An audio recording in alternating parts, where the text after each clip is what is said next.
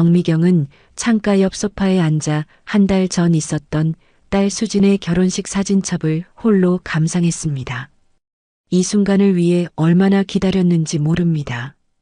늦둥이 딸의 결혼식, 그것은 행복과 아쉬움이 교차하는 복잡한 감정의 순간이었습니다.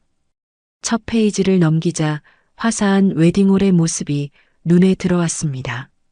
꽃으로 가득 장식된 예식장, 하얀 드레스를 입고 환하게 웃고 있는 딸, 그리고 그 옆에서 든든하게 지켜주는 사위. 모든 것이 완벽했습니다.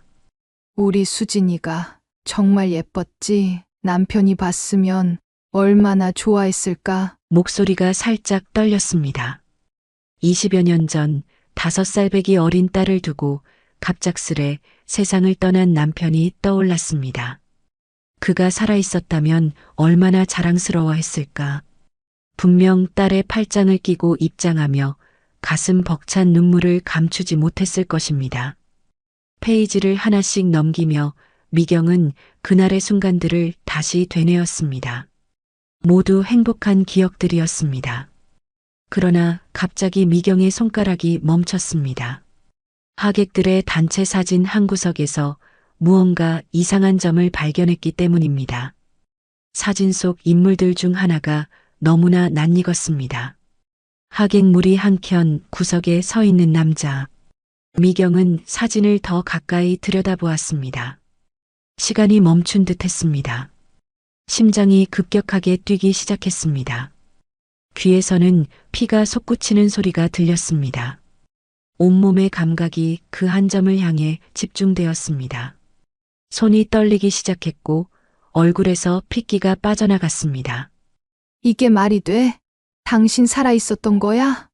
미경의 목소리는 거의 들리지 않을 정도로 작았지만 빈 아파트에 메아리 치는 것 같았습니다. 그 얼굴은 분명했습니다. 20년 전 교통사고로 죽었다고 생각했던 남편 김태준의 얼굴이었습니다. 나이가 들고 주름이 늘었지만 그 눈빛과 표정은 절대 잊을 수 없는 것이었습니다. 충격으로 소파에 깊이 몸을 묻은 미경은 떨리는 손으로 서랍을 열어 오래된 앨범을 꺼냈습니다. 첫 페이지에 있던 결혼 사진을 급하게 꺼내 눈앞에 웨딩 사진과 나란히 놓았습니다. 의심의 여지가 없었습니다. 시간이 흘러 세월의 무게가 느껴졌지만 눈빛만은 분명히 같았습니다. 심장은 더욱 빠르게 뛰었고 호흡은 가빠졌습니다.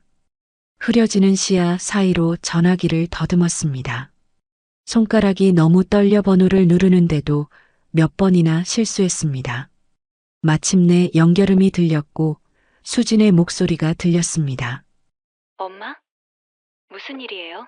수진아, 지금 당장 와줄 수 있니? 중요한 일이야. 자신의 목소리가 낯설게 들렸습니다. 평소의 차분함은 온데간데 없고 떨림과 급함만이 남아 있었습니다. 전화를 끊은 후 미경은 다시 사진을 바라보았습니다. 혼란스러운 감정이 물밀듯이 밀려왔습니다. 만약 그가 정말 살아있었다면 왜 20년 동안 나타나지 않았을까? 가족을 두고 다른 삶을 산 것일까? 어떻게 딸의 결혼식에 나타날 수 있었을까? 그리고 지금은 어디에 있을까? 숨가쁜 질문들이 머릿속을 채웠습니다. 하지만 한 가지만은 분명했습니다. 그를 찾아야 한다는 것. 그가 정말 살아있다면, 그리고 그 사진 속 인물이 정말 태준이라면 반드시 만나야 했습니다. 20년간의 의문과 그리움, 그리고 분노까지도 모두 해결해야 했습니다. 미경은 깊은 숨을 들이마시고 결심에 찬 표정으로 중얼거렸습니다. 당신이 어디 있든 반드시 찾아낼 거야. 때는 2005년 가을, 서울 외곽의 작은 아파트에서 김태준은 출장 가방을 꼼꼼히 챙기고 있었습니다. 와이셔츠 2벌과 넥타이, 양말, 속옷을 여행용 가방에 챙기는 그의 손놀림은 숙련되어 있었습니다. 3박 4일 짧은 출장이지만 부산에서의 계약은 그들 가족에게 중요한 전환점이 될 것이었기 때문입니다. 정미경은 부엌에서 아침 식사를 준비하며 간간히 침실 쪽을 바라보았습니다. 된장찌개에서 김이 모락모락 올라왔고 갓 지은 밥에서는 달콤한 향기가 퍼졌습니다.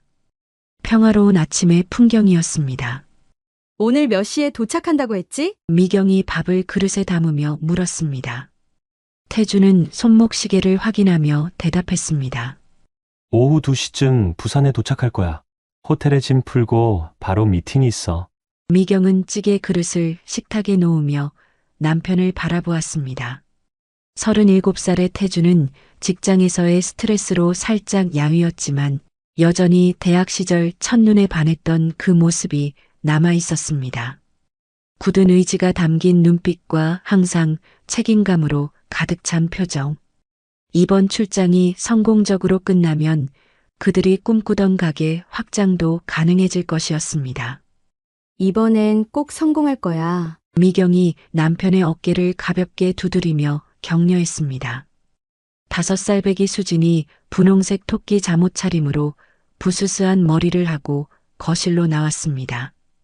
평소라면 아직 자고 있을 시간이었지만 오늘은 아빠가 출장 가는 날이라 일찍 일어난 것이었습니다.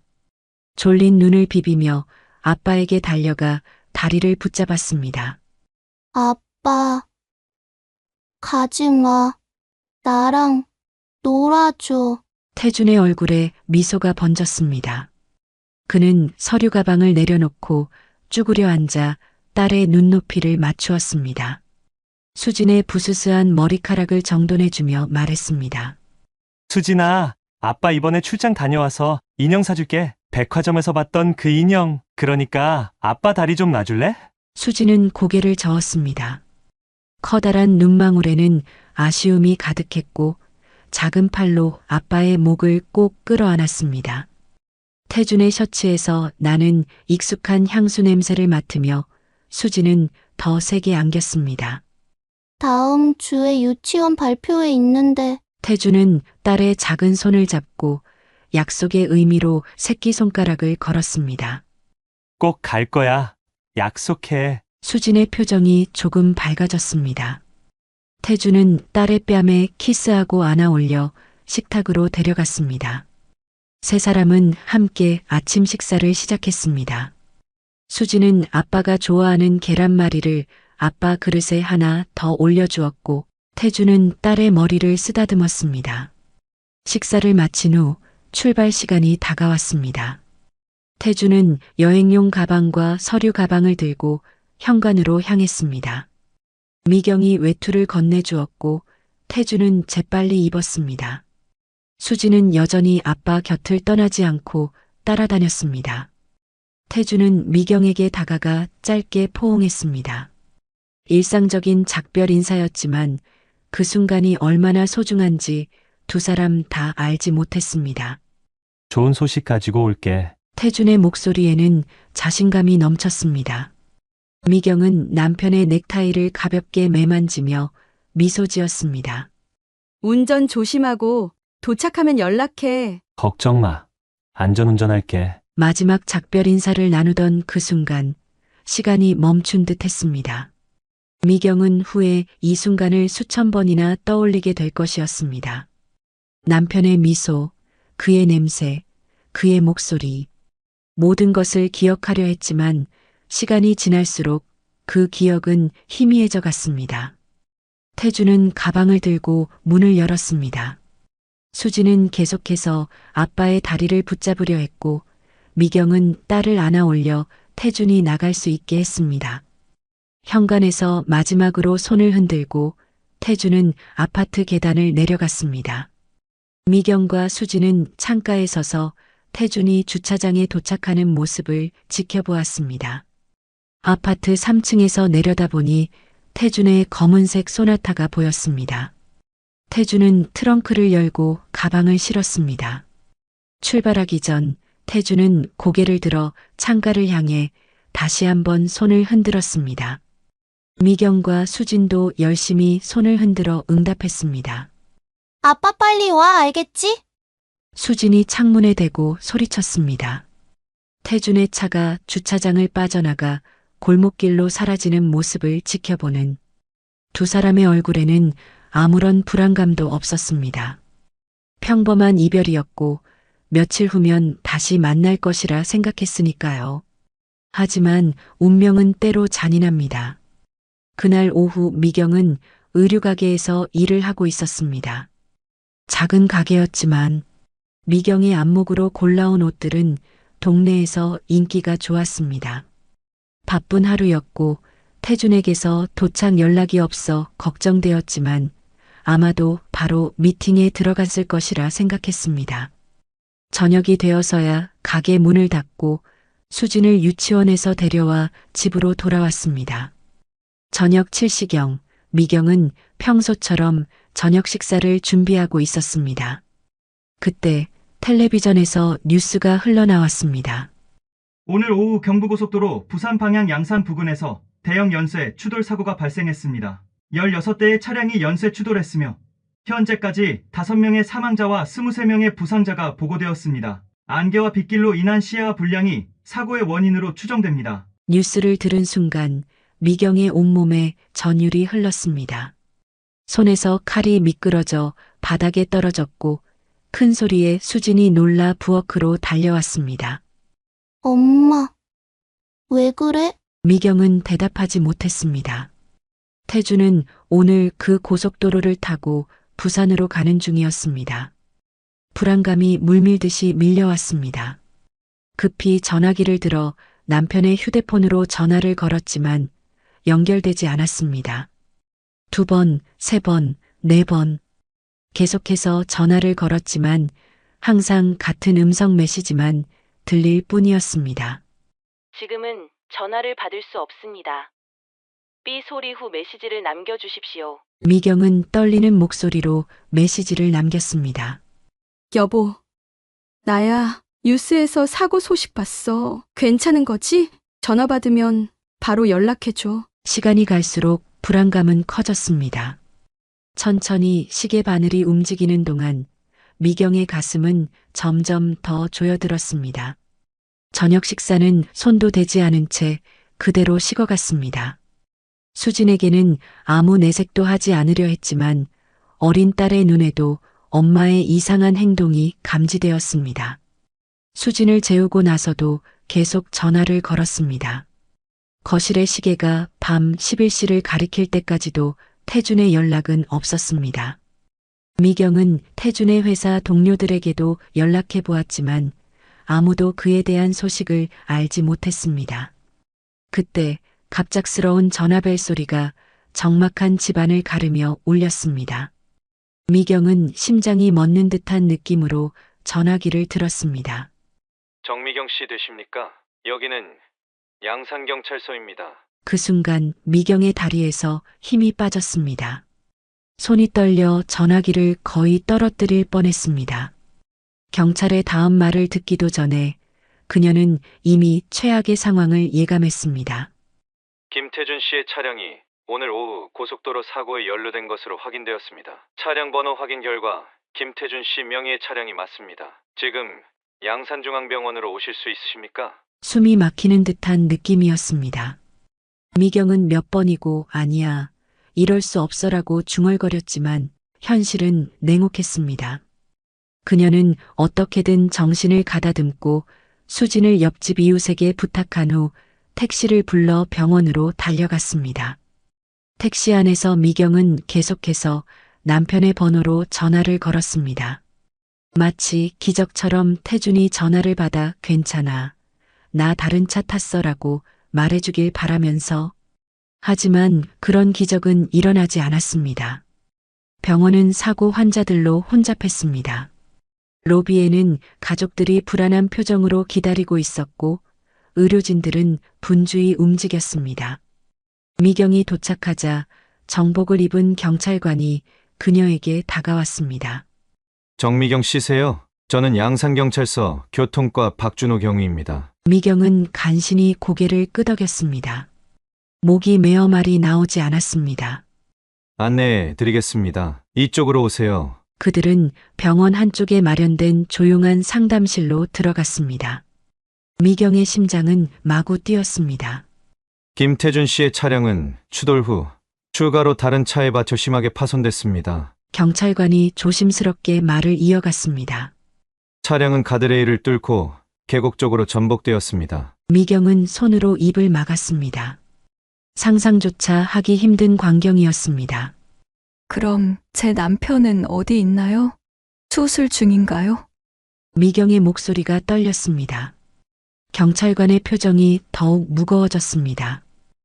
그게 차량은 발견됐지만 운전자는 현장에서 찾지 못했습니다. 신분증과 소지품은 모두 불에 탔고 차량 내부에서 혈흔이 발견되었습니다. 미경은 믿을 수 없다는 표정으로 되물었습니다. 그게 무슨 말씀이세요? 제 남편이 사라졌다고요? 사고 충격으로 운전자가 차 밖으로 튕겨나갔을 가능성이 높습니다. 현재 수색대가 주변을 수색 중입니다. 경찰관은 증거물 봉투를 미경 앞에 내밀었습니다. 이것이 차량 안에서 발견된 재킷 조각입니다. 확인 부탁드립니다. 미경은 떨리는 손으로 봉투를 열었습니다. 그 안에는 피가 묻은 남색 재킷 조각이 들어 있었습니다.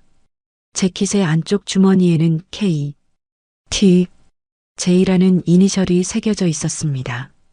미경이 태준의 생일에 선물했던 맞춤 재킷이었습니다. 그녀는 그것을 보는 순간 온몸이 얼어붙는 듯 했습니다.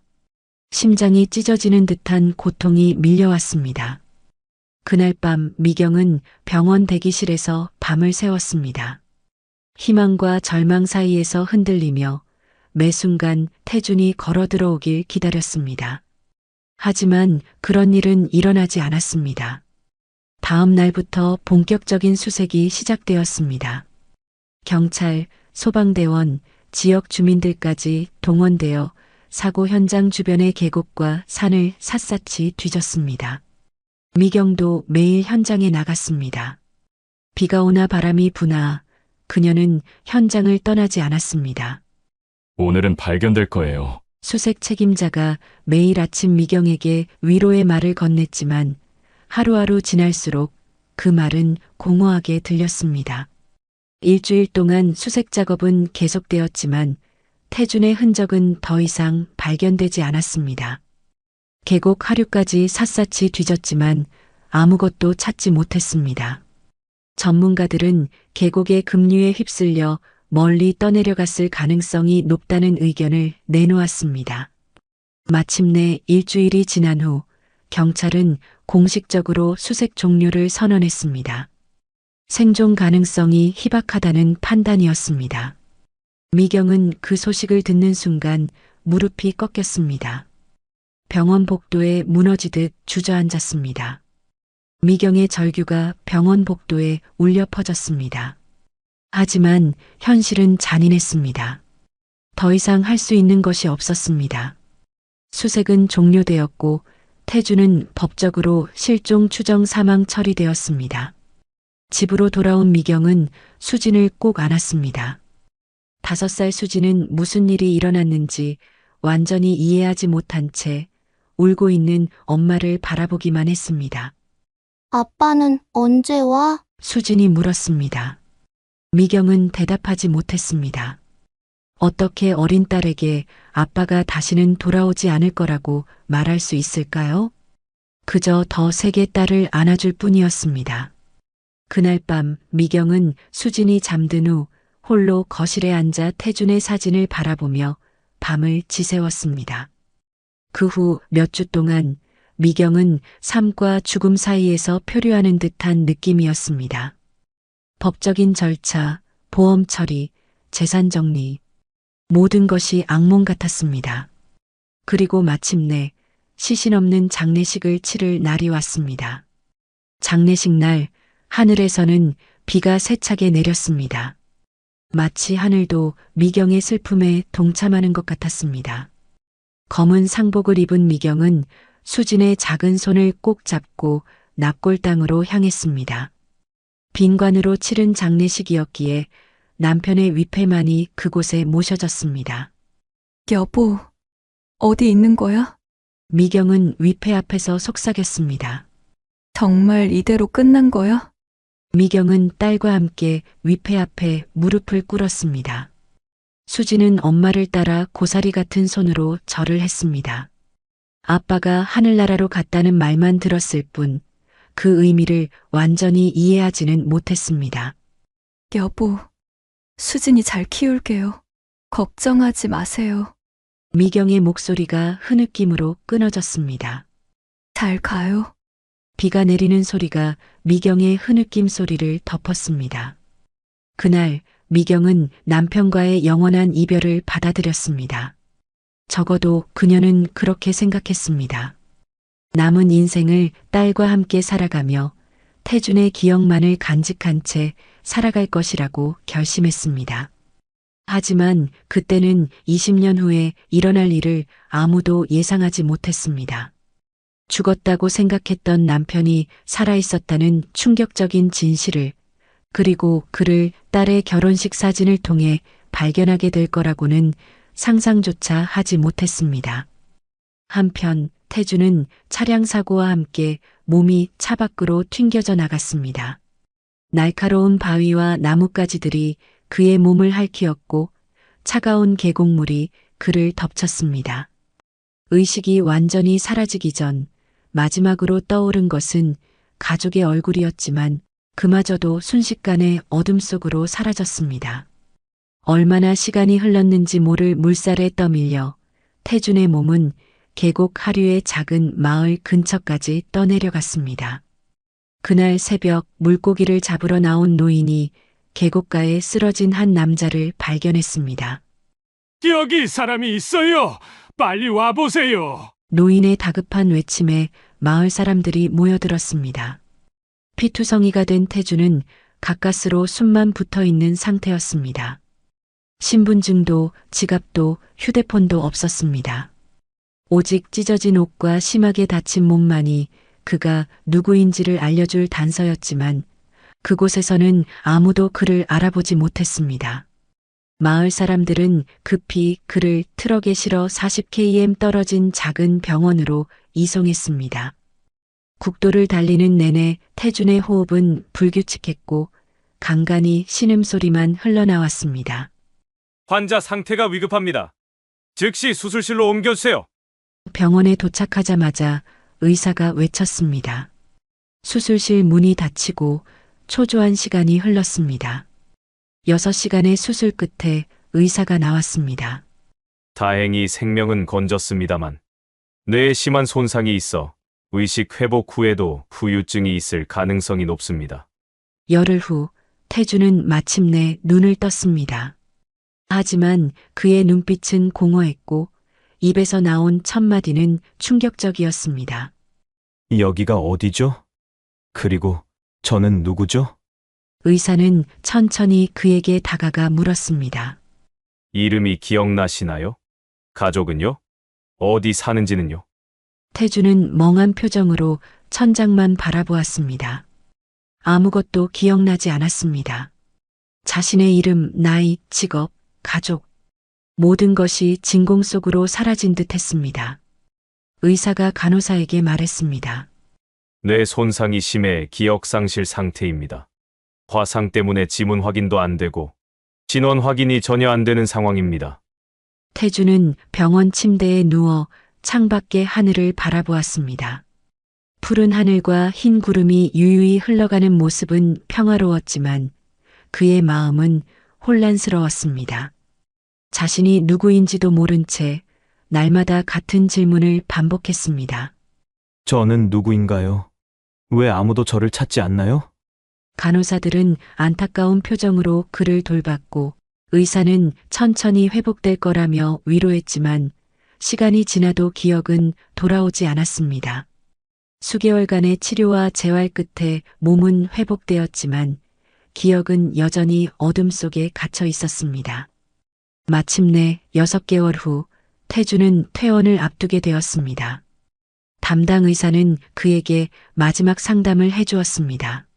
몸은 거의 회복되었지만 기억은 시간이 더 필요할 것 같습니다. 하지만 희망을 잃지 마세요. 때로는 특정 장소나 소리, 냄새가 기억을 촉발시킬 수 있습니다.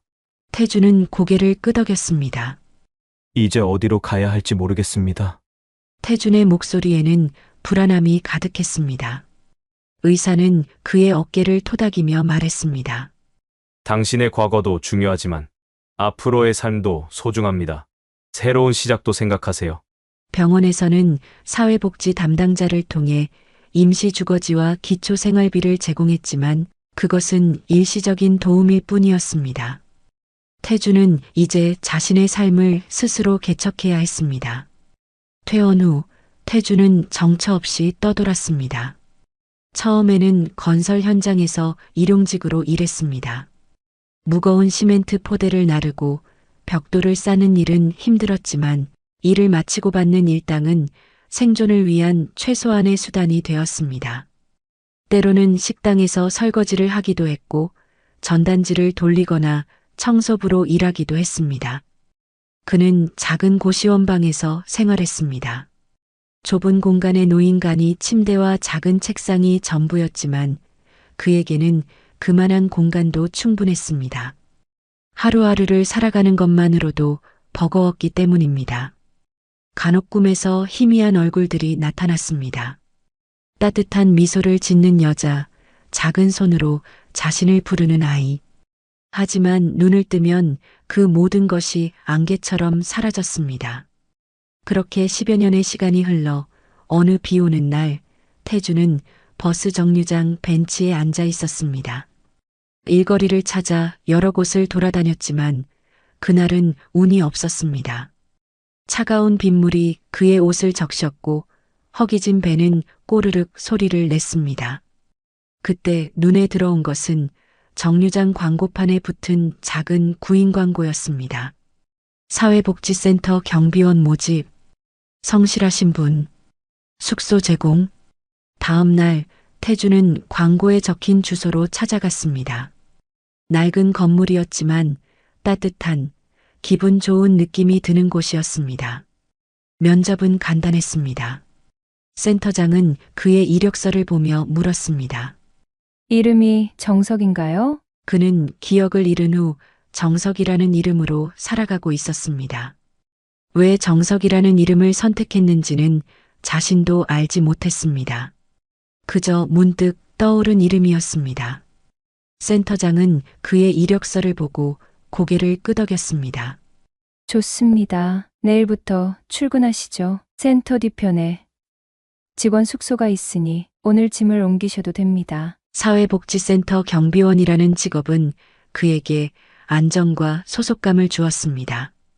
매일 아침 일찍 일어나 센터 주변을 청소하고 방문객들을 안내하고 밤에는 순찰을 돌았습니다. 단순한 일이었지만 그는 그 일에 의미를 두었습니다. 그리고 센터 직원들의 따뜻한 말 한마디가 그의 하루를 빛나게 했습니다. 시간이 흐를수록 정석은 센터의 든든한 지킴이가 되었습니다. 하지만 운명은 때로 놀라운 방향으로 흘러갑니다. 사회복지센터에 변화의 바람이 불어왔습니다. 김수진 25살의 그녀가 긴장된 표정으로 센터 앞에 섰습니다.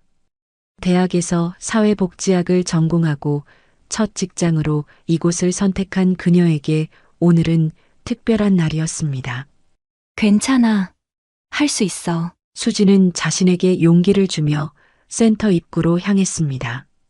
그때 입구 옆 경비실에서 한 남자가 나왔습니다.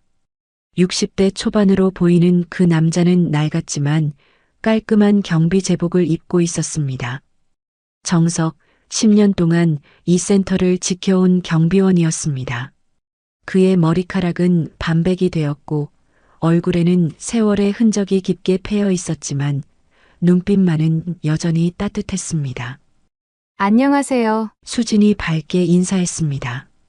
오늘부터 여기서 일하게 된 김수진이라고 합니다. 잘 부탁드려요. 정석은 그녀를 바라보다가 갑자기 멈칫했습니다. 마치 오래전부터 알고 있던 사람을 만난 것 같은 설명할 수 없는 익숙함이었습니다. 아, 네, 반갑습니다. 저는 이 센터 경비를 맡고 있는 정석입니다. 그의 목소리가 살짝 떨렸습니다. 그날 이후 수진은 매일 아침 정석에게 밝게 인사했습니다. 안녕하세요, 경비 아저씨. 그녀의 활기찬 목소리는 센터의 분위기를 밝게 만들었고 정석의 하루도 환하게 시작되게 했습니다. 시간이 지날수록 두 사람은 자연스럽게 더 많은 대화를 나누게 되었습니다. 정석은 센터에 오래 근무했기에 많은 것을 알고 있었고 신입 직원인 수진에게 도움을 주었습니다. 정석 아저씨는 정말 모르는 게 없으세요. 수진이 감탄했습니다. 정석은 쑥스러운 듯 웃으며 대답했습니다. 오래 있다 보니 그렇죠. 몸으로 익힌 경험일 뿐입니다. 시간이 흘러 3월, 봄비가 내리는 어느 날이었습니다.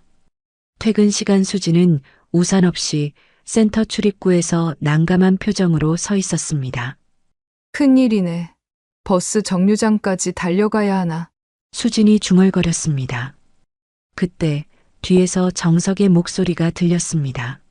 수진 씨, 우산 없으세요? 수진이 고개를 돌리자 정석이 검은 우산을 들고 서 있었습니다. 네. 아침엔 날씨가 좋아서 안 가져왔어요. 수진이 난처한 표정으로 대답했습니다. 같이 가시죠. 정류장까지 데려다 드릴게요. 정석이 우산을 펼치며 말했습니다. 두 사람은 같은 우산 아래 나란히 걸었습니다. 빗소리가 우산을 두드리는 소리가 운율처럼 들렸습니다. 좁은 우산 아래서 어깨가 살짝 닿을 듯 말 듯 했지만 묘하게 편안한 침묵이 이어졌습니다. 매일 이렇게 걸어서 퇴근하세요? 수진이 침묵을 깨고 물었습니다. 네. 버스 타고 20분 정도 가면 제가 사는 곳이 나와요. 정석이 대답했습니다. 버스 정류장에 도착했을 때 비는 더 세차게 내리고 있었습니다. 두 사람은 정류장 대기소에 앉았습니다. 버스는 아직 오지 않았고 주변에는 다른 사람들도 없었습니다. 경비 아저씨는 가족 있으세요? 갑자기 수진이 물었습니다. 하지만 곧바로 실례였다고 생각했는지 덧붙였습니다. 아, 죄송해요. 너무 사적인 질문이었네요. 정석은 잠시 생각에 잠겼습니다. 그의 눈빛이 먼 곳을 바라보는 듯 했습니다. 잘 모르겠어요. 가족이 있었는지 사고로 기억을 잃었거든요. 그의 목소리는 조용했지만 또렷했습니다. 수진의 눈이 커졌습니다. 오래전 일이에요. 이제는 익숙해졌어요. 정석은 담담하게 말했습니다. 제 과거에 대해서는 기억나지 않지만 지금의 삶에 만족하려고 노력하고 있어요. 수진의 표정이 진지해졌습니다. 저도 아버지를 어릴 때 사고로 잃었어요. 정석은 이유 모를 가슴의 통증을 느꼈습니다. 많이 힘들었겠네요. 그의 목소리가 살짝 떨렸습니다. 엄마가 혼자 저를 키우셨어요. 정말 대단하신 분이에요. 수진의 눈에는 자랑스러움이 담겨 있었습니다. 그래서 저도 사회복지사가 되어 어려운 사람들을 돕고 싶었어요. 이날의 대화 이후 두 사람은 더 자주 대화를 나누게 되었습니다. 수진은 정석에게 이런저런 고민을 얘기했고 정석은 정성스럽게 그 고민에 답을 해주었습니다. 때로는 점심시간에 센터 뒤뜰 벤치에 앉아 도시락을 나눠 먹기도 했습니다. 수진은 어머니가 정성껏 싸준 도시락을 가져왔고 정석은 근처 분식집에서 사온 김밥이나 라면을 먹었습니다. 제 도시락 드세요. 엄마가 항상 많이 싸주거든요. 수진이 자신의 도시락을 내밀었습니다. 정석은 처음에는 사양했지만 수진의 진심 어린 권유에 결국 함께 나눠 먹었습니다. 집에서 만든 음식의 맛은 그에게 오래된 향수를 불러일으켰습니다. 봄이 깊어가던 어느 날 수진은 정석에게 중요한 소식을 전했습니다. 사실 저 곧 결혼해요. 그래서 센터 일도 곧 그만둘 예정이에요. 수진의 목소리에는 설렘과 부끄러움이 섞여 있었습니다. 정석은 진심으로 기뻤지만 동시에 이상한 상실감도 느꼈습니다. 결혼이요. 축하드립니다. 좋은 분을 만나셨나 보네요. 네, 대학 선배예요. 정말 좋은 사람이에요. 수진의 얼굴이 행복으로 빛났습니다. 하지만 곧 그녀의 표정이 조금 흐려졌습니다. 그런데 사실 고민이 하나 있어요. 시댁 쪽에서 결혼하면 남편 내조만 하길 원하는데 저는 아직 일을 하고 싶어서요. 정석은 조용히 들었습니다. 그리고 잠시 생각한 후 질문했습니다. 수진 씨의 꿈은 뭐였나요? 수진은 망설임 없이 대답했습니다. 사람들을 돕는 거요. 특히 길 잃은 사람들을. 정석의 눈에 깊은 이해의 빛이 어렸습니다. 그럼 그 꿈 포기하지 마세요. 당신이 행복해야 가족도 행복할 수 있어요. 물론 가족 간의 입장도 있고 그게 제 말처럼 쉽진 않지만 꿈을 잃지 않으면 이룰 수 있는 시기가 올 겁니다. 수진은 그의 말에 깊은 감동을 받았습니다. 마치 아버지의 조언을 듣는 것 같은 느낌이었습니다. 정말 감사해요. 제가 흔들릴 때마다 항상 현명한 조언을 해주시네요. 그 대화 이후 수진의 결혼식 일주일 전 수진은 정석에게 작은 봉투를 건넸습니다. 경비 아저씨가 제 사회생활의 멘토였어요. 꼭 제 결혼식에 와주세요. 수진의 얼굴에는 진심 어린 감사의 표정이 담겨 있었습니다. 정석은 봉투를 받아들었습니다. 봉투 위에는 정성스럽게 정석 아저씨께라고 쓰여 있었습니다. 봉투를 열자 결혼식 초대장이 나왔습니다. 그는 초대장을 바라보며 묘한 감정에 사로잡혔습니다. 기쁨, 자랑스러움, 그리고 설명할 수 없는 슬픔이 그의 가슴을 채웠습니다. 꼭 가겠습니다. 정석의 목소리가 살짝 떨렸습니다. 그날 밤 정석은 자신의 작은 방에 앉아 초대장을 다시 펼쳐보았습니다. 김수진 앤드 이준호의 결혼식에 초대합니다라는 글귀 아래 날짜와 장소가 적혀 있었습니다. 그는 수진의 이름을 가만히 쓰다듬었습니다.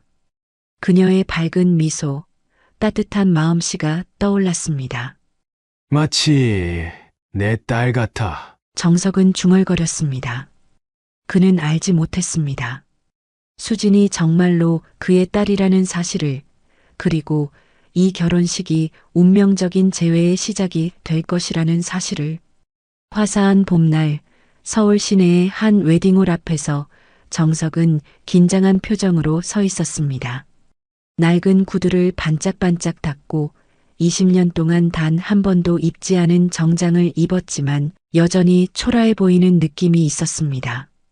그는 주변의 화려한 하객들 사이에서 이방인처럼 서 있었습니다.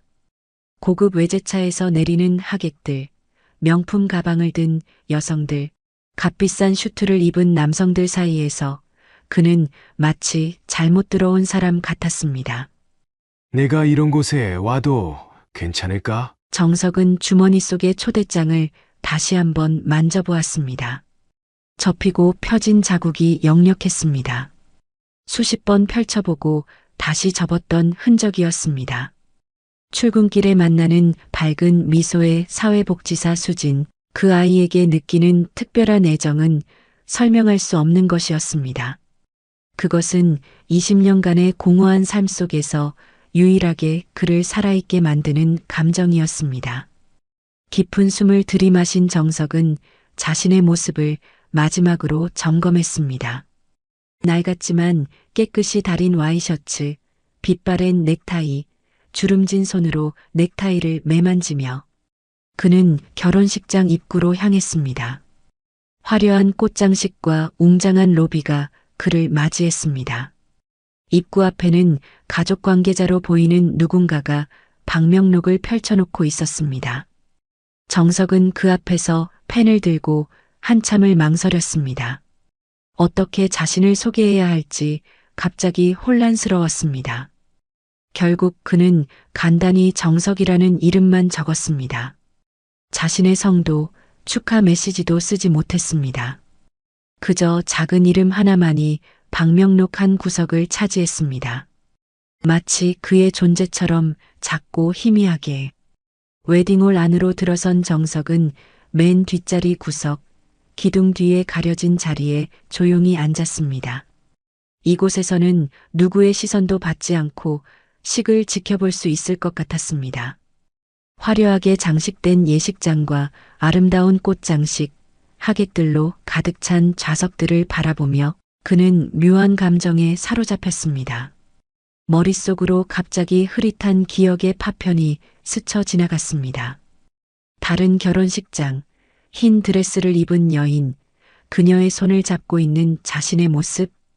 그러나 그 이미지는 곧 안개처럼 사라졌습니다. 그의 손이 무의식적으로 가슴을 움켜쥐었습니다. 가슴 깊은 곳에서 오래된 아픔이 울렸습니다. 잠시 후 웅장한 웨딩 마치가 웨딩홀에 울려 퍼졌습니다. 모든 하객들이 뒤를 돌아보았고 정석도 천천히 고개를 돌렸습니다. 문이 열리고 신랑 이준호가 입장했습니다. 그리고 이어서 웨딩드레스를 입은 수진이 나타났습니다. 하얀 드레스를 입은 그녀는 마치 천사처럼 빛나고 있었습니다. 그녀의 미소는 온 예식장을 환하게 비추는 듯 했습니다. 정석의 가슴이 뭉클해졌습니다. 마치 자신의 딸이 결혼하는 것을 보는 것 같은 감동, 그러나 동시에 견딜 수 없는 슬픔이 밀려왔습니다. 눈시울이 뜨거워졌습니다. 그는 눈물을 참기 위해 입술을 깨물었습니다. 그러나 그 다음 순간 그의 시선은 수진의 팔짱을 끼고 입장하는 여성에게 고정되었습니다. 품위 있는 한복을 입은 중년 여성, 수진의 어머니 정미경이었습니다. 그녀를 본 순간 정석의 심장은 마치 멈출 것처럼 빠르게 뛰기 시작했습니다. 정석은 숨이 막힐 듯한 느낌으로 미경을 바라보았습니다. 왜 이렇게 익숙한 느낌이 들지? 왜 이렇게 가슴이 아픈 거지? 머릿속에 갑자기 더 많은 이미지들이 스쳐 지나갔습니다. 웃는 여자의 얼굴, 아침 식탁에서 커피를 마시는 모습, 작은 아이의 손을 잡고 공원을 걷는 장면. 그러나 그 얼굴들은 여전히 흐릿했고 이내 물 위의 잔상처럼 사라졌습니다. 정석의 손이 떨렸습니다. 입술이 바싹 말랐습니다. 무언가 중요한 것, 그의 삶에서 가장 소중한 것이 바로 앞에 있는데 그는 그것을 인식하지 못하고 있다는 막연한 느낌이 들었습니다. 마치 꿈속에서 소리쳐도 목소리가 나오지 않는 것처럼 그는 자신의 감정을 이해할 수 없었습니다. 식이 진행되는 동안 정석은 눈물을 참으며 모든 순간을 놓치지 않으려는 듯 지켜보았습니다. 신랑 신부가 서약을 나누고 반지를 교환하고 첫 키스를 하는 모든 순간이 그에게는 이상하게 감동적이었습니다. 마치 자신의 일처럼, 마치 그가 직접 관련된 일처럼 느껴졌습니다. 왜 나는 이렇게 울고 있지? 정석은 자신도 모르게 뺨을 타고 흐르는 눈물을 닦아냈습니다. 나는 그저 경비 아저씨 뿐인데. 가슴 한켠이 아프게 뛰는 느낌, 설명할 수 없는 그리움과 후회와 사랑이 뒤섞인 감정이 그를 엄습했습니다. 오랫동안 잊고 있던 감정들이 갑자기 모두 한꺼번에 솟구쳐 오르는 것 같았습니다.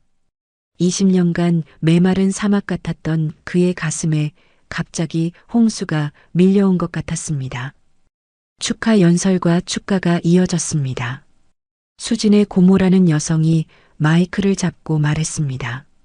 우리 수진이가 이렇게 아름다운 신부가 되었네요. 하늘에 계신 아버지께서도 분명 기뻐하실 거예요. 그 말에 정석의 가슴이 찢어지는 듯 했습니다. 하늘에 계신 아버지라. 그런데 왜 그 말이 이렇게 가슴 아프게 들리는 걸까요? 왜 그는 마치 직접 불려진 것처럼 느끼는 걸까요? 식이 끝나고 축하 파티가 시작되었습니다. 하객들이 신랑 신부에게 축하를 건네는 동안 정석은 자리에서 일어나 조용히 나가려고 했습니다.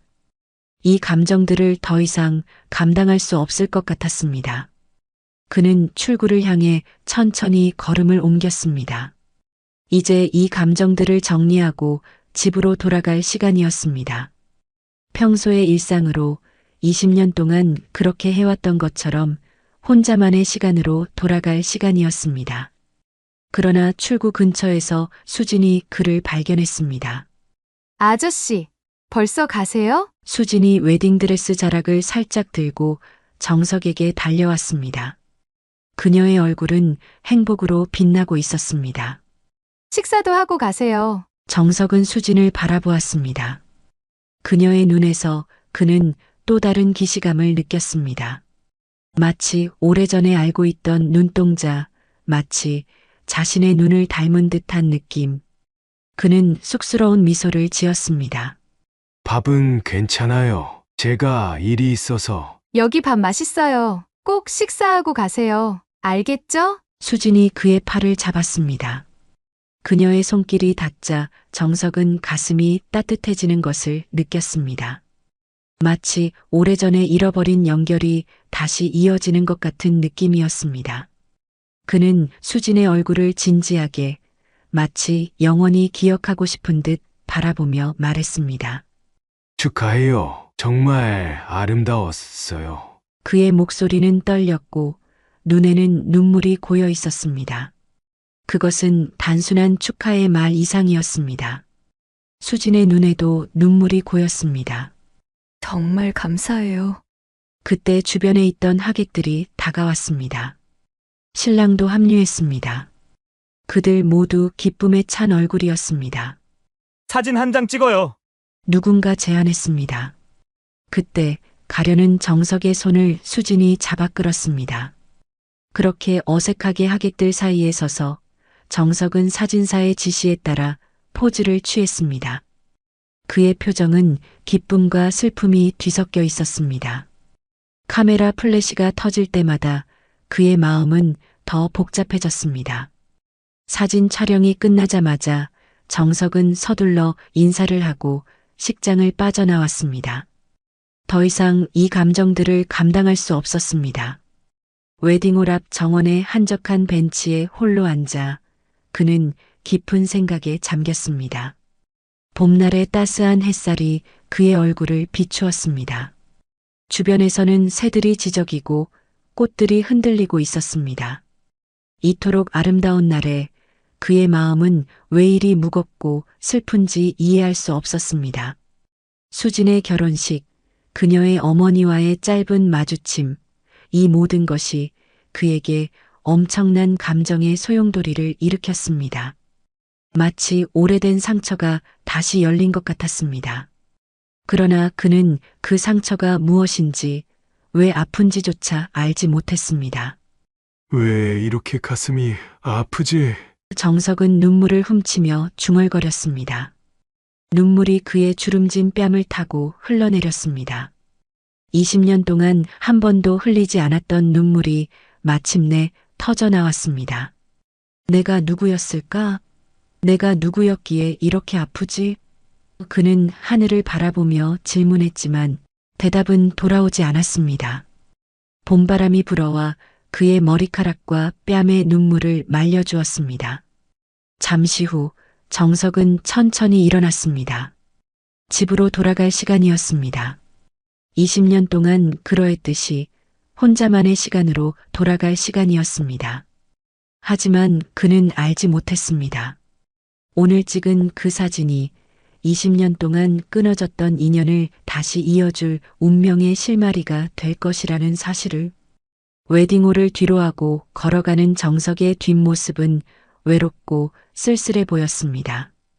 그러나 때로는 가장 어두운 밤이 지난 후에 새벽이 오듯 그의 인생도 곧 새로운 빛을 맞이하게 될 것입니다.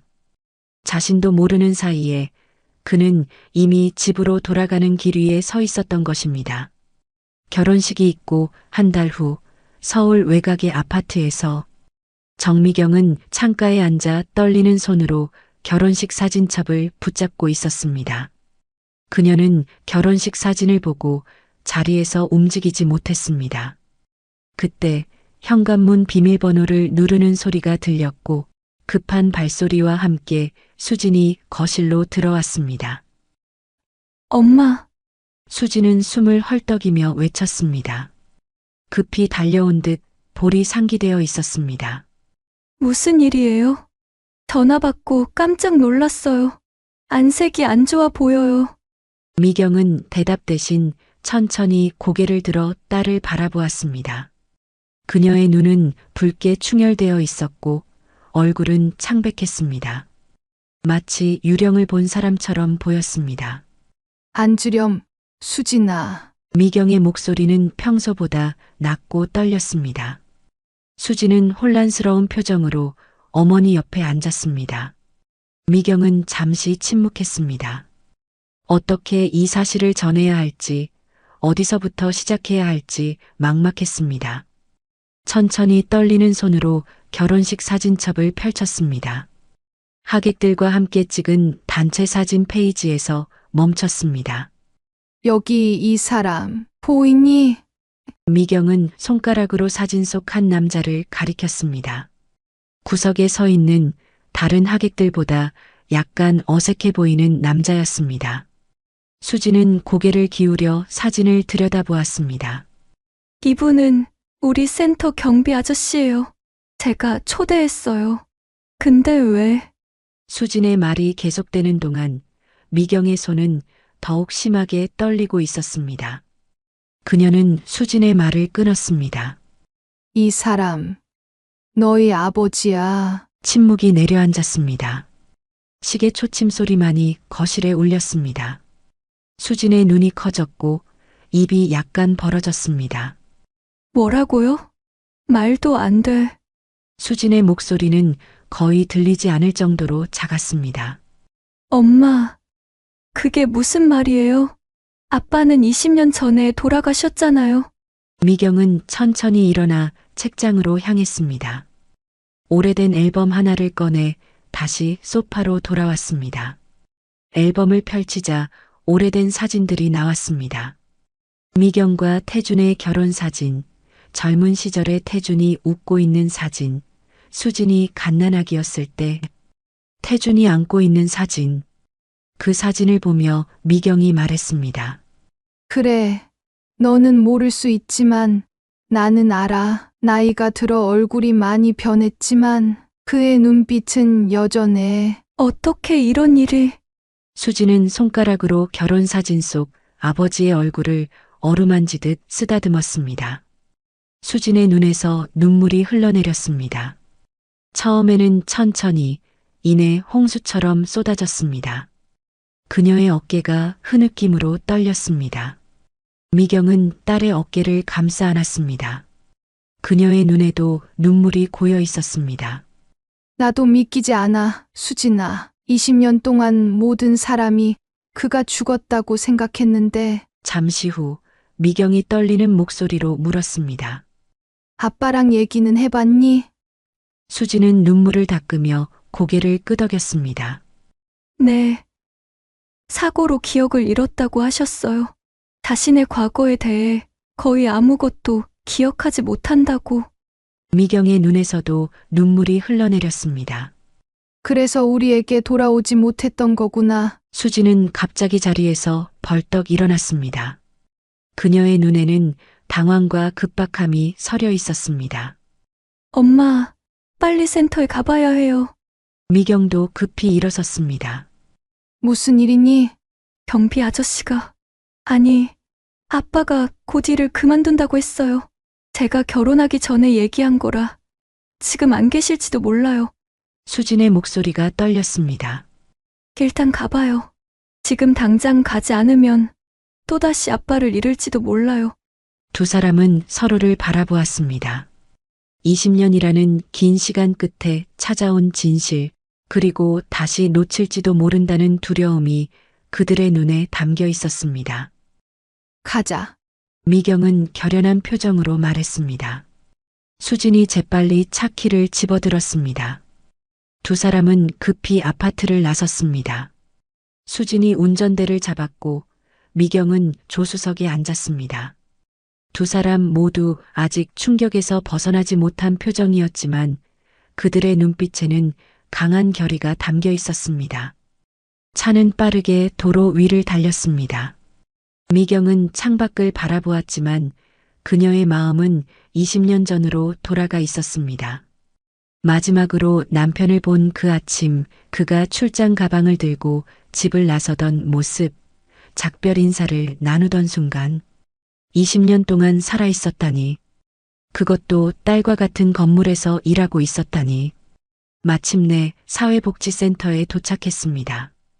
두 사람은 서둘러 차에서 내렸습니다.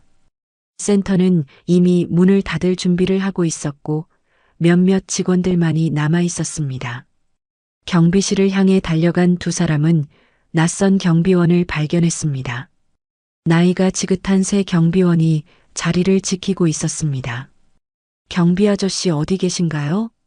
수진이 숨을 헐떡이며 물었습니다. 새 경비원은 고개를 갸우뚱하더니 대답했습니다. 아, 정석 씨요. 얼마 전에 그만두셨어요. 미경의 얼굴이 창백해졌습니다. 언제 그만두셨나요? 글쎄요. 일주일쯤 됐을까요? 갑작스럽게 결정된 일이라 저도 급히 들어온 거예요. 수진이 급히 미경의 팔을 잡았습니다. 센터장님께 물어봐요. 아직 사무실에 계실 거예요. 두 사람은 센터 안으로 들어가 센터장실을 노크했습니다. 다행히 윤 센터장은 아직 자리에 있었습니다. 수진 씨, 오랜만이네. 여긴 어쩐 일로? 일을 그만둔 수진이 갑자기 찾아오자 윤 센터장이 놀란 표정으로 물었습니다. 센터장님, 정석 아저씨 그만두셨다고 들었는데 혹시 어디로 가셨는지 아세요? 윤 센터장은 의아한 표정으로 수진과 미경을 번갈아 바라보았습니다. 하지만 이내 윤 센터장은 고개를 저었습니다. 정확히는 모르겠네요. 다른 일자리를 구하신다고만 들었어요. 희망이 사그라드는 듯 했습니다. 미경과 수진은 실망한 표정으로 센터를 나왔습니다. 주차장에 서서 그들은 다음 행동을 고민했습니다. 수진은 깊은 생각에 잠겼습니다. 그녀의 눈썹이 찌푸려지더니 갑자기 무언가를 기억해낸 듯 눈이 커졌습니다. 아빠가 종종 말했어요. 힘들 때면 동해안 어느 조용한 바닷가에 간다고. 미경의 얼굴에 작은 희망의 빛이 돌아왔습니다. 바닷가? 특별히 어떤 바닷가라고 언급하진 않았니? 수진은 기억을 더듬었습니다. 파란색 낡은 등대가 있는 작은 어촌마을이라고 했어요. 미경의 얼굴이 순식간에 창백해졌습니다. 그녀의 손이 떨리기 시작했습니다. 영덕. 미경의 목소리는 거의 속삭임에 가까웠습니다. 우리가 매년 여름 휴가를 갔던 곳이야. 두 사람은 서로를 바라보았습니다. 그들의 눈에는 같은 깨달음, 같은 희망이 담겨 있었습니다. 가자. 두 사람은 다시 차에 올랐습니다. 수진이 내비게이션에 영덕을 입력했습니다. 미경은 창문 너머 어두워지는 하늘을 바라보았습니다. 차는 서울을 벗어나 동해안을 향해 달리기 시작했습니다. 미경의 가슴에는 20년 만에 처음으로 진정한 희망이 피어올랐습니다. 이번에는 남편을 찾을 수 있을 것이라는 희망. 기다려요, 여보. 차 창문 너머로 어둠이 내려앉기 시작했고 그들의 앞에는 길고 긴 여정이 펼쳐져 있었습니다. 밤이 깊어갈 무렵 미경과 수진이 탄 차는 마침내 영덕에 도착했습니다. 바다 내음이 짙게 풍기는 어촌 마을의 밤 공기가 창문을 통해 들어왔습니다. 수진이 조용히 말했습니다. 저기 해변가 펜션이 보여요. 미경은 창밖을 바라보았습니다. 푸른 지붕의 작은 펜션이 어둠 속에서도 선명히 보였습니다. 파란바다 펜션이라고 쓰인 낡은 간판이 바람에 살짝 흔들리고 있었습니다. 20년 전의 기억이 미경의 마음을 스쳤습니다. 아이를 안고 있는 태준, 파도에 발을 담그고 웃는 어린 수진, 함께 모래성을 쌌던 오후의 햇살. 내 아빠와 결혼하고 난 후 매년 여름이면 이곳에 왔었어. 차를 주차하고 두 사람은 펜션으로 향했습니다. 늦은 시간이었지만 불이 켜져 있었습니다. 문을 열자 작은 종소리가 울렸고 나이 든 남자가 카운터에서 고개를 들었습니다. 어서 오세요. 펜션 주인이 환한 미소로 맞이했습니다. 미경은 가방에서 태준의 사진을 꺼냈습니다. 결혼식 사진첩에서 잘라낸 것이었습니다. 죄송하지만 혹시 이 사람을 보셨나요? 미경이 떨리는 손으로 사진을 내밀었습니다. 펜션 주인은 사진을 자세히 들여다보더니 갑자기 환하게 웃었습니다. 아, 이분. 며칠 전부터 우리 펜션에 묵고 계세요. 매일 아침 일찍 등대 근처 바닷가로 산책하시는 분이죠. 미경과 수지는 숨을 멈췄습니다. 그가 여기에 있었습니다. 미경의 눈에서 눈물이 흘러내렸습니다. 20년 동안의 기다림 끝에 마침내 남편을 찾은 것입니다. 그녀의 손이 떨렸고 수진이 그 손을 꼭 잡아주었습니다. 지금 만날 수 있을까요? 어느 방에 계신가요? 미경이 간절한 목소리로 물었습니다. 지금은 객실에 안 계세요. 아침에 나가셨는데 아직 돌아오지 않으셨어요. 어디에 가셨을까요? 수진이 물었습니다. 펜션 주인은 창밖을 가리켰습니다. 아마 평소처럼 등대 쪽 바위 해안으로 가셨을 거예요. 항상 해질녘까지 그곳에 계시더라고요. 미경과 수진은 동시에 창밖을 바라보았습니다. 붉은 석양이 바다 위로 내려앉고 있었습니다. 두 사람은 서둘러 펜션을 나섰습니다. 바닷가로 이어지는 작은 길을 따라 빠르게 걸었습니다. 20년의 기다림 끝에 이제 몇 걸음 앞에 태준이 있다고 생각하니 가슴이 터질 것만 같았습니다. 멀리 파란 등대가 보였고 그 아래로 바위 해안이 펼쳐져 있었습니다. 그리고 그 바위 해안 위 바다를 향해 앉아 있는 한 남자의 실루엣이 보였습니다. 미경의 심장이 빠르게 뛰었습니다. 그 실루엣은 너무나 익숙했습니다. 20년이 지났지만 그녀는 남편의 뒷모습을 단번에 알아보았습니다. 저기 아빠가 있어요. 수진의 목소리가 떨렸습니다. 두 사람은 천천히 바위 해안으로 다가갔습니다. 모든 것이 꿈처럼 느껴졌습니다. 바다의 소리, 석양의 빛, 그리고 저 멀리 앉아 있는 남자의 모습까지. 용기를 내요, 엄마. 수진이 속삭였습니다. 미경은 깊은 숨을 들이마셨습니다. 20년 동안의 상실, 그리움, 절망이 이 순간으로 이어졌습니다. 이제 몇 걸음 앞에 그녀의 남편, 수진의 아버지가 있었습니다.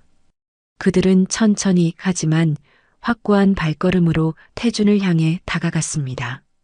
파도가 잔잔하게 밀려왔다 사라지는 소리만이 들렸고 해변에는 사람의 흔적이 거의 없었습니다. 단 한 사람, 바다를 향해 난 낡은 벤치에 홀로 앉아 수평선을 바라보고 있는 남자만이 있었습니다. 그의 뒷모습은 고독하면서도 평화로워 보였습니다. 미경과 수진은 바위 해안을 지나 그 남자에게 천천히 다가갔습니다. 두 사람의 발걸음은 떨렸고 심장은 빠르게 뛰었습니다. 특히 미경의 얼굴에는 20년간의 그리움과 기다림, 그리고 지금 이 순간에 믿기지 않는 현실이 교차하고 있었습니다. 수진이 몇 걸음 뒤에서 망설이자 미경이 딸의 손을 살짝 잡았습니다. 내가 먼저 다녀올게. 미경이 작은 목소리로 수진에게 말했습니다. 그리고는 깊은 숨을 들이마시고 홀로 앞으로 나섰습니다. 벤치에 앉아있는 남자에게 다가간 미경은 조용히 그 옆에 앉았습니다. 그는 미경을 신경 쓰지 않았습니다. 그저 낯선 사람이 옆에 앉았다고 생각한 듯 했습니다.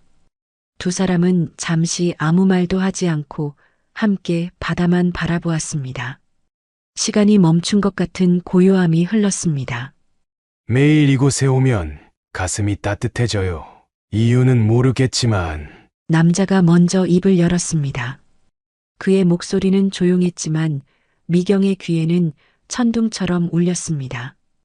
20년 만에 다시 듣는 남편의 목소리였습니다. 미경은 감정을 억누르며 대답했습니다. 저도 그래요.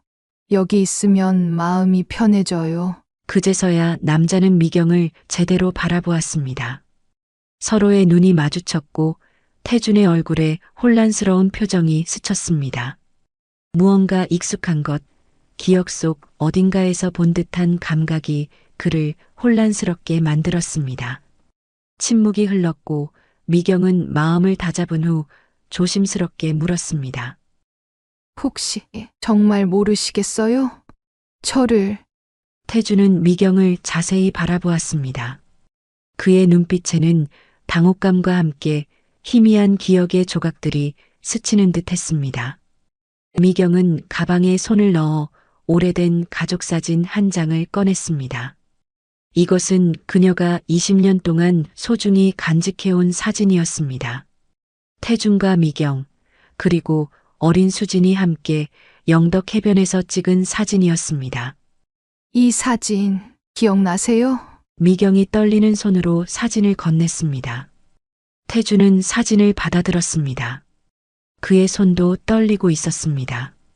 그는 사진 속 인물들을 하나하나 바라보았습니다. 행복하게 웃고 있는 가족의 모습, 그리고 그 중심에 있는 자신과 닮은 남자. 그의 눈이 커졌고 호흡이 가빠졌습니다. 미경의 눈에서 눈물이 흘러내렸습니다. 오랫동안 참아왔던 감정의 폭포가 무너지기 시작했습니다. 당신은 제 남편이에요. 김태준. 20년 전 사고로 실종된 우리 딸의 아버지예요. 미경의 목소리는 떨렸지만 또렷했습니다.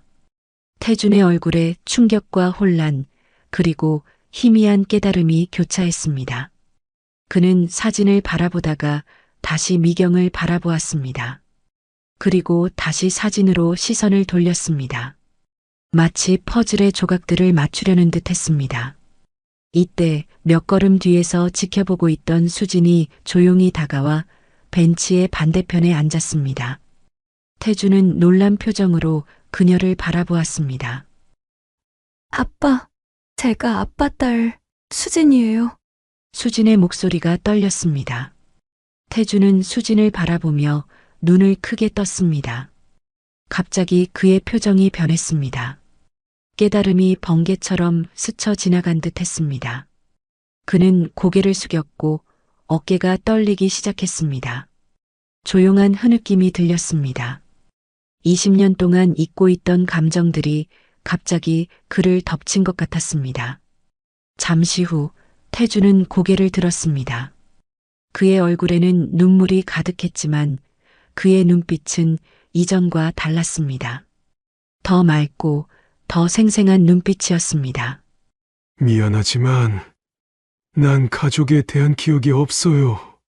하지만 그는 어렵게 말을 이었습니다. 이상하게 가슴이 뛰어요. 가슴이 아프고 눈물이 흘러요. 결혼식에서 수진이를 봤을 때, 그리고 당신을 봤을 때 마음이 너무 아팠어요. 미경과 수진의 눈에서도 눈물이 멈추지 않았습니다. 미경은 조심스럽게 태준의 한 손을 잡았고 수진도 다른 한 손을 잡았습니다. 세 사람의 손이 벤치 위에서 겹쳐졌습니다. 20년 만에 처음으로 가족의 손이 다시 만난 순간이었습니다. 함께 돌아가요. 우리 집으로. 미경이 따뜻한 목소리로 말했습니다. 태주는 잠시 두 사람을 번갈아 바라보았습니다. 그의 눈에는 여전히 혼란이 있었지만 그 안에 미약한 희망의 빛도 있었습니다. 천천히 그는 고개를 끄덕였습니다. 세 사람은 함께 벤치에서 일어났습니다. 태주는 양쪽에 미경과 수진을 두고 천천히 해변을 걷기 시작했습니다. 20년이라는 긴 시간을 건너 마침내 하나가 된 가족의 모습이었습니다. 영덕에서의 재회 이후 사흘이 지난 오후 태준, 미경, 수진은 함께 서울로 돌아왔습니다. 아파트 현관 앞에 서서 태준은 잠시 멈칫했습니다. 20년 동안 그가 정석으로 살아온 시간과 이전에 김태준으로 살았던 기억 사이에는 여전히 깊은 단절이 있었습니다. 괜찮아요. 천천히 적응하면 돼요. 미경이 그의 손을 잡으며 말했습니다. 그녀의 눈에는 이해와 인내가 담겨 있었습니다. 문이 열리고 태주는 조심스럽게 집 안으로 발을 들였습니다. 낯설지만 묘하게 익숙한 공간이었습니다. 여기가 우리 집이었군요. 태준의 목소리는 조용했지만 그 안에는 복잡한 감정이 담겨 있었습니다. 네, 우리 집이에요. 미경이 미소 지으며 대답했습니다. 아직도 많은 것들이 그대로예요. 태주는 천천히 집안을 둘러보기 시작했습니다. 거실벽에 걸린 가족 사진들을 하나하나 바라보았습니다. 젊은 시절의 자신과 미경, 어린 수진과 함께 찍은 사진들. 그 모든 것들이 다른 사람의 인생을 들여다보는 것 같았습니다. 이 사진은 수진이가 3살 때 놀이공원에서 찍은 거예요. 미경이 태준의 옆에 서서 설명했습니다. 태준은 손을 뻗어 사진틀을 만졌습니다. 그의 눈에는 사진 속 행복했던 순간들이 담겨 있었지만 그것들은 여전히 그에게 낯선 기억이었습니다. 미경은 태준을 집 안 구석구석 안내했습니다. 부엌, 화장실, 침실, 그리고 마침내 하나의 문 앞에 멈췄습니다. 이건 당신 서재예요. 20년 동안 아무도 손대지 않았어요. 미경이 조용히 말했습니다. 그녀의 목소리에는 오랜 기다림의 무게가 실려 있었습니다. 문이 열리고 태주는 서재 안으로 한 발짝 내디뎠습니다. 먼지가 쌓인 책상 위에는 20년 전 그가 마지막으로 만졌던 물건들이 그대로 있었습니다.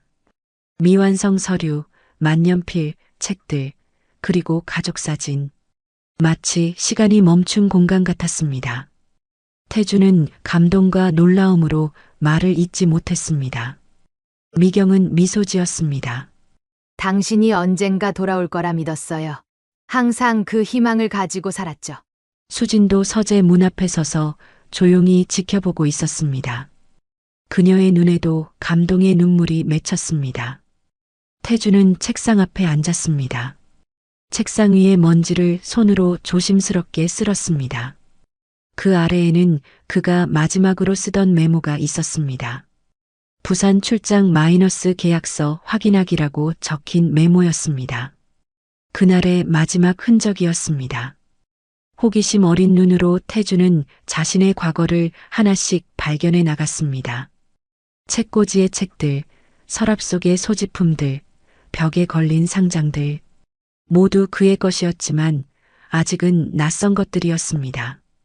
저녁이 되자 세 사람은 거실 소파에 나란히 앉았습니다. 미경이 따뜻한 차를 준비해 왔고 수지는 옛 앨범을 무릎 위에 올려놓았습니다. 천천히 이야기해 드릴게요. 미경이 태준의 손을 잡으며 말했습니다. 당신이 없는 동안 어떤 일들이 있었는지. 미경은 지난 20년간의 이야기를 들려주기 시작했습니다. 그녀가 어떻게 작은 의류 가게를 운영하며 수진을 키웠는지, 어려운 시간들을 어떻게 견뎌냈는지, 그리고 항상 태준을 기다렸는지에 대한 이야기였습니다. 태준은 조용히 들었습니다. 그의 눈에는 미안함과 안타까움이 담겨 있었습니다. 그날 밤 모두가 잠자리에 들었을 때 미경은 태준의 침대 옆에 앉아 있었습니다. 그에게는 손님방이 마련되었고 미경은 서두르지 않기로 했습니다. 모든 것은 태준이 편안하게 느끼는 속도로 진행되어야 했습니다. 오늘부터 매일 밤 당신이 놓친 시간의 이야기를 들려줄게요. 미경이 부드럽게 말했습니다. 오늘은 수진이의 첫 졸업식 이야기를 할까 해요. 태준은 이불 위에 앉아 미경의 이야기에 귀를 기울였습니다. 수진이가 초등학교를 졸업하던 날이었어요. 어린 나이에 아빠를 잃었지만 그 아이는 항상 당신을 기억하려고 노력했죠. 미경의 목소리가 이내 떨리며 눈물을 흘리기 시작했습니다. 그날 수진이는 계속 뒤를 돌아봤어요. 아빠가 오길 기다렸던 거죠. 태준의 눈에서도 눈물이 흘러내렸습니다. 그것은 기억의 눈물이 아니라 감정의 눈물이었습니다. 그는 기억하지 못했지만 느낄 수는 있었습니다. 제가 많이 미안해요. 태준이 속삭였습니다. 미경은 그의 손을 잡았습니다. 당신 잘못이 아니에요. 다음 날은 수진이 남편과 함께 아파트로 왔습니다. 그녀는 커다란 상자를 들고 있었습니다. 이건 제가 모아둔 성장 앨범과 비디오예요. 주말마다 조금씩 보여드릴게요. 수진이 미소 지으며 말했습니다. 그들은 함께 거실 소파에 앉아 비디오를 재생했습니다. 세 사람은 함께 웃고 울며 비디오를 보았습니다. 태주는 자신이 놓친 딸의 성장 과정, 그리고 미경이 혼자 감당했을 고통을 이해했습니다. 그의 기억은 여전히 돌아오지 않았지만 마음은 이미 집을 찾은 것 같았습니다. 이것이 바로 그가 20년 동안 그리워했던 곳, 그가 속한 곳이었습니다. 고마워요. 이제 집에 돌아온 것 같네요. 태준이 미경과 수진을 바라보며 말했습니다. 그렇게 사라진 시간을 채우는 과정이 시작되었습니다. 하루하루 한 이야기씩, 한 추억씩 그들은 함께 20년의 공백을 메워나갔습니다. 그것은 긴 여정이 될 것이지만 적어도 이제 그들은 함께였습니다. 그 후 1년이 지난 어느 날이었습니다. 5월의 따뜻한 햇살이 내리쬐는 가운데 한 가족이 탄 차가 영덕으로 향하고 있었습니다. 미경과 태준, 그리고 수진과 그녀의 남편 준호까지 네 사람이 함께하는 여행이었습니다.